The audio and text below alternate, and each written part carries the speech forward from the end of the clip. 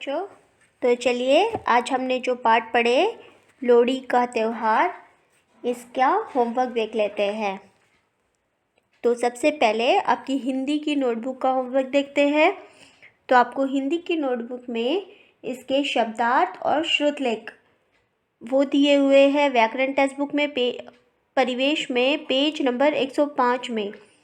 तो ये श्रुतलेख और शब्दार्थ को आपको हिंदी की नोटबुक में एक बार अच्छी राइटिंग में लिखना है और याद भी करना है। फिर बढ़ते इसके क्वेश्चन आंसर की ओर। मौखिक और लिखित ये क्वेश्चन आंसर हम नोटबुक में ही करेंगे। तो चलिए पहला हम मौखिक करते हैं, फिर लिखित। तो मौखिक प्रश्न है प्रश्न नंबर क, लोहड़ी किसका प्रिय त्यौहार है? तो लोहड़ी किसका प्रिय त्यौहार है बताइए? पंजाबियों का। फिर सेकंड वन, प्रियांशी लोहड़ी का त्यौहार मनाने कहाँ गई थी? तो उत्तर है प्रियांशी लोहड़ी का त्यौहार मनाने पंजाब में गई थी। फिर प्रश्न नंबर ग, लोहड़ी का त्यौहार क्या संदेश देता है? उत्तर है लोहड़ी का त्यौहार एकता और खुशहाली का संदेश देता है। फिर अगला प्रश्न है, लोहड़ी का त्यौहार कब मनाया जाता है? तो उत्तर है लोहड़ी का त्यौहार 13 जनवरी को मनाया जाता है। फिर लिखित प्रश्न, यह पत्र किसने किसे लिखा है? तो यह पत्र किसने लिखा था? प्रियांशी ने। और किसको लिखा था? अपनी सखी, अपनी फ्रेंड जूली को। फिर अगला प्रश्न है, लोहड़ी का त्यौहार कहाँ कहाँ मनाया जाता है? तो उत्तर है लोहड़ी का त्यौहार पंजाब और हरियाणा में मनाया जाता है। फिर अगला प्रश्न, लोहड़ी का त्यौहार कैसे मनाया जाता है? तो उत्तर है लोहड़ी का त्यौहार बड़ी धूमधाम से मनाया जाता है। शाम के समय आग जलाकर लोग उसके चारों ओर चक्कर काटते हैं, उसमें तिल डालते हैं और मूंगफली, रेवड़ी और मक्के के फुल्ले खाते हैं। एक दूसरे को बधाई देते हुए आग के चारों तरफ नाचते हैं और गाते हैं। तो ये पूरा उत्तर हमें इस प्रश्न में लिखना है। फिर लास्ट क्वेश्चन, लोहड़ी का त्यौहार फसल पकने की खुशी का प्रतीक कैसे है? तो उत्तर है लोहड़ी का त्यौहार फसल पकने की खुशी का प्रतीक इसलिए है क्योंकि इस समय खेतों में गेहूं और सरसों की फसल तैयार हो जाती है ना। जनवरी का जब मौसम आता है बच्चों, तो आप देखना आपके आसपास या आपके खुद के खेत जब होंगे तो वहाँ पे भी जनवरी में गेहूं की फसल पक जाती है, सरसों की भी फसल पक जाती है ना। इसीलिए इसे फसल पकने का प्रतीक कहा जाता है। तो ये थे हमारे क्वेश्चन आंसर जो हमें हिंदी की नोटबुक में करना है। अब इसके बाद की जितनी एक्सरसाइज है वो हम हिंदी परिवेश टेक्स्ट बुक में ही करेंगे। तो प्रश्न नंबर 2 से देखिए, सही उत्तर पर राइट लगाइए। उसमें क1, आग में तिल डालते हुए किसकी कामना करते हैं? तो जब हम आग में तिल डालते हैं लोहड़ी के त्यौहार में, तो भगवान जी से किसके बारे में, किसकी विश मांगते हैं? तो ऑप्शन है धन की, धन यानी पैसे की, और सेकंड ऑप्शन है अच्छे स्वास्थ्य की, मतलब गुड हेल्थ की। तो किसकी विश मांगते हैं? गुड हेल्थ की। उसके बाद ख1, लोग किसके चारों ओर चक्कर काटते हैं? तो ऑप्शन है अग्नि के, मैदान के और घर के। तो जो लोहड़ी का त्यौहार होता है उसमें लोग किसके ओर चारों ओर चक्कर काटते हैं? अग्नि के, आग के। तो फर्स्ट ऑप्शन इज राइट। फिर ग1, लोहड़ी के समय किसकी फसल अच्छी होती है? तो लोहड़ी के समय किसकी फसल होती है? गेहूं और सरसों की, है ना। तो लास्ट ऑप्शन सही है। फिर भाषा की बात से प्रश्न 1, र के इन रूपों के दो दो शब्द लिखना है। तो र की जो मात्रा दी हुई है हमें, उसके हमें कितने शब्द लिखने हैं? 2 शब्द। पहला एक दिया हुआ है प्रिय, फिर उसमें एक और शब्द क्या बनेगा? क्रम, और दूसरा ग्रह। फिर नीचे कार्य, फिर उसका नया शब्द और क्या बनेगा? अर्थ और सर्प, सर्प यानी सांप। फिर प्रश्न नंबर 2, पेज नंबर 107 पर देखिए। रेखा खींचकर मिलाइए और लिखिए। हमें यहाँ पे क्या करना है? सेंटेंस बनाना है। देखो पहला दिया हुआ है सरसों की फसल, फिर उसके बाद मूंगफली, मूंगफली में क्या आएगा? मूंगफली भोग। तो मूंगफली की भोग आएगा कि का भोग आएगा? मूंगफली का भोग।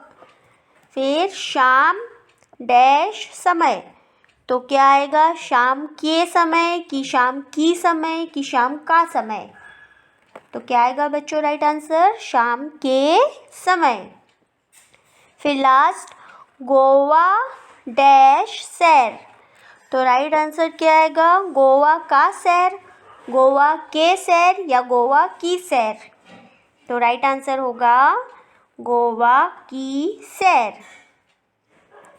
फिर नेक्स्ट है प्रश्न नंबर 3, फ और फ के बोलने में अंतर होता है। नीचे कुछ शब्द दिए गए हैं, उन्हें बोलिए और सही शब्द के आगे राइट लगाइए। तो पहला है फसल, फिर दूसरा है फसल। तो फसल के लिए कौन सा आता है? नुक्ता वाला फसल आता है, फर्स्ट वन, तो उसमें हम टिक करेंगे।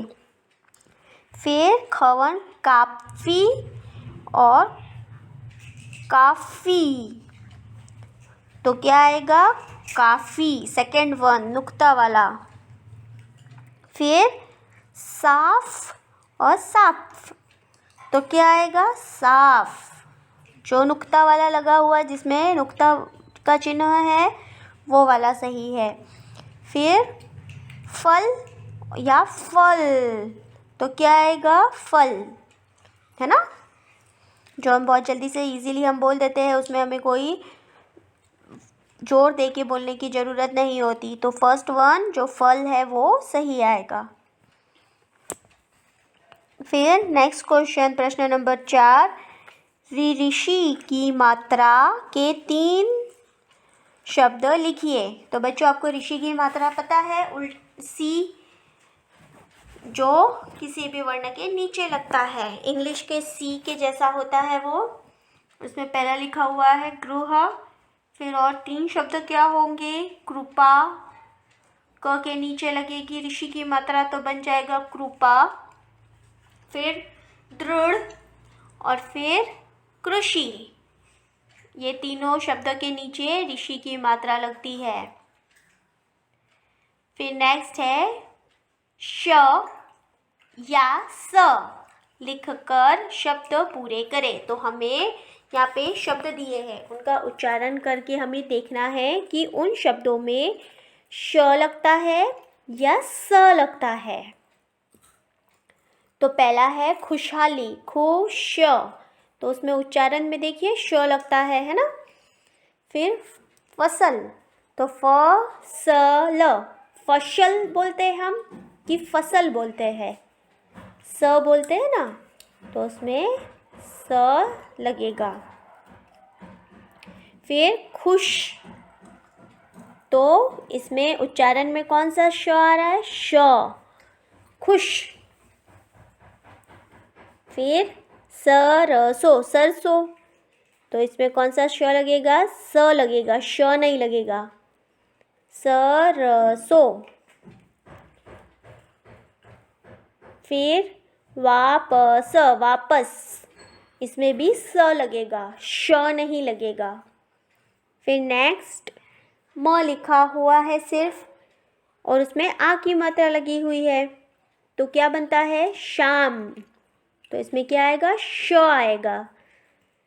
फिर डैश मय, तो क्या आएगा इसमें? स आएगा, समय, समय। फिर लास्ट वन में श आएगा, शरीफा, शरीफा। तो बच्चों इस तरह आपको क्या करना है, शब्दों का उच्चारण करना है और उसमें देखना है कि कौन सा श लगता है, श षटकोण का, श शाला का लगता है या फिर स लगता है। ठीक है, तो आप शब्दों का बार बार उच्चारण करोगे तो आपको पता चल जाएगा कि दोनों स में से कौन सा श का उच्चारण यहाँ पे लगेगा और कौन सा श लगा के हम शब्दों को पूरा कर सकेंगे।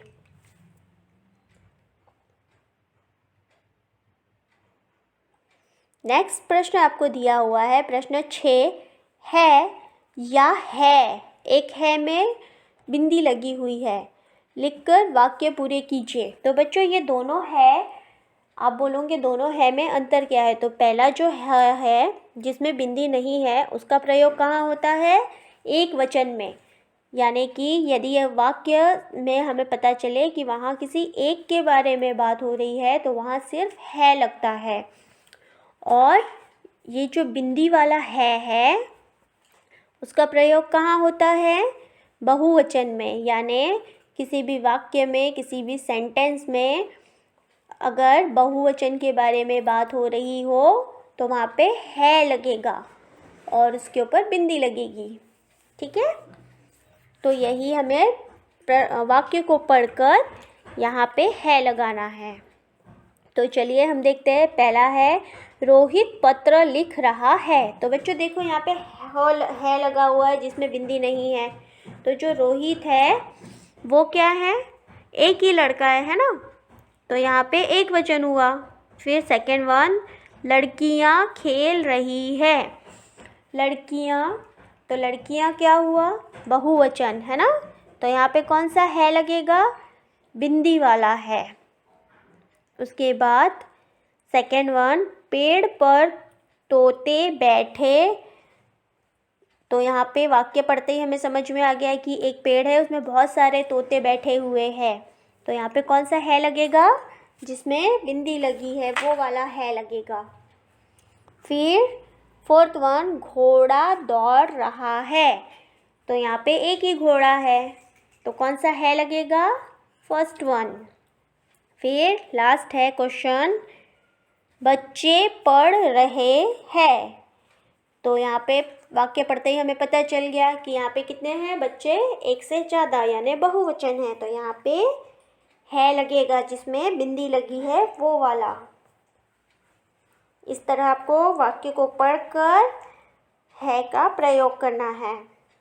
उसके बाद प्रश्न नंबर 7, सही उत्तर चुनकर राइट लगाइए। उसमें कौन से शब्द में एक की मात्रा है? तो आपको यहाँ पे नीचे शब्द दिए हुए, तो हमें बताना है कि कौन से शब्द में एक ही मात्रा है। तो पहला है लोड़ी, लो में एक ही मात्रा नहीं है, ओ की मात्रा है ना। फिर धूमधाम, धूमधाम में भी नहीं है। फिर रेवड़ी, रेवड़ी में है। तो राइट आंसर इज रेवड़ी। फिर सेकंड, कौन से शब्द में ओ की मात्रा है? तो यहाँ पे हमें ओ की मात्रा वाला शब्द ढूंढना है। तो देखो यहाँ पे हमें स्पष्ट दिख रहा है सेकंड वन, भोग, भ में ओ की मात्रा भो और ग, भोग। तो सेकंड वन में हम टिक करेंगे।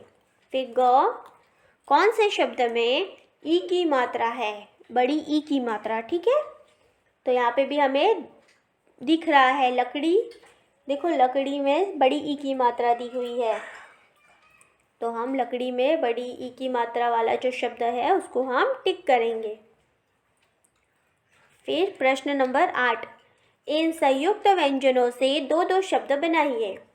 तो यहाँ पे आपको एक बॉक्स में संयुक्त व्यंजन दिए हुए हैं, तो हमें क्या करना है, जो भी शब्द बनाएंगे हम उसमें ये संयुक्त व्यंजन का प्रयोग होना चाहिए। ऐसे वाले शब्द हमें यहाँ पे बनाने हैं। तो पहले देखो लिखा हुआ है, उसका एक शब्द क्या बना है? त्योहार। और एक शब्द क्या बनेगा? त्याग। आधा त, य में आ की मात्रा या और ग, त्याग। फिर नेक्स्ट है पेय, आधा प और य, प्य। तो इसके शब्द क्या बनेंगे? प्यार और प्यासा। फिर छ, तो इसका शब्द क्या बनेगा? अच्छा और स्वच्छ। फिर लास्ट वन चिट्ठी और मट्ठी। इस तरह संयुक्त व्यंजन से दो दो शब्द हमने यहाँ पे बनाए। अब प्रश्न नंबर,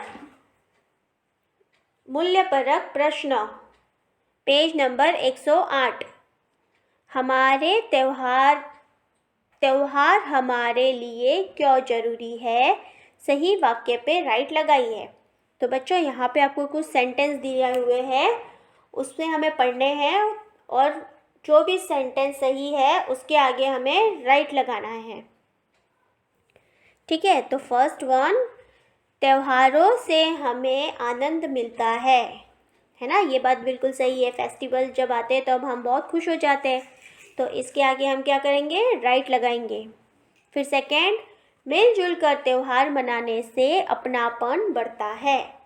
ये बात भी सही है, हम एक साथ मिलजुल कर फेस्टिवल मनाएं तो अपनापन बढ़ता है उससे, तो ये बात भी सही है। फिर ग1, त्योहारों से हमें भोजन मिलता है। भोजन मिलता है बट ये जरूर सही है, लेकिन सिर्फ त्योहार भोजन के लिए हम मनाते हैं ऐसा तो नहीं है ना, ये भी गलत है। और अगर त्योहार नहीं हो तो क्या हमें भोजन नहीं मिलता है? जिस दिन फेस्टिवल होता है उसी दिन हम भोजन करते हैं, खाना खाते हैं, बाकी दिन हम खाना नहीं खाते, तो ये बात तो गलत हुई। तो ये सेंटेंस क्या हुआ? गलत हुआ। शरीर स्वस्थ रहता है, तो ये सेंटेंस भी गलत है। क्या हम जिस दिन त्यौहार मनाते हैं उसी दिन हम स्वस्थ रहते हैं, बाकी दिन हम बीमार रहते हैं? नहीं ना, ये बात भी गलत हुई। हाँ, त्यौहार के दिन हम भगवान से स्वस्थ रहने की कामना करते हैं, लेकिन ये सेंटेंस गलत है यहाँ पे। फिर नेक्स्ट है, त्योहारों से हमारे जीवन में नया उत्साह आता है। यस, ये बात बिल्कुल सही है। फिर नेक्स्ट, त्योहारों से एकता की भावना मजबूत होती है। ये बात भी बिल्कुल सही है। त्यौहार से हम क्या एक दूसरे से मिलते हैं, तो हमें सबके साथ रहने की, एकता, यूनिटी बनाए रखने की भावना हमारे मन में जागती है। ये सेंटेंस भी सही है।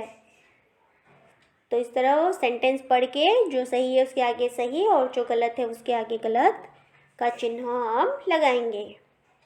अब बढ़ते हैं हमारे नेक्स्ट क्वेश्चन की ओर। प्रश्न नंबर 1, कुछ करने की बात से, पेज नंबर 109 से।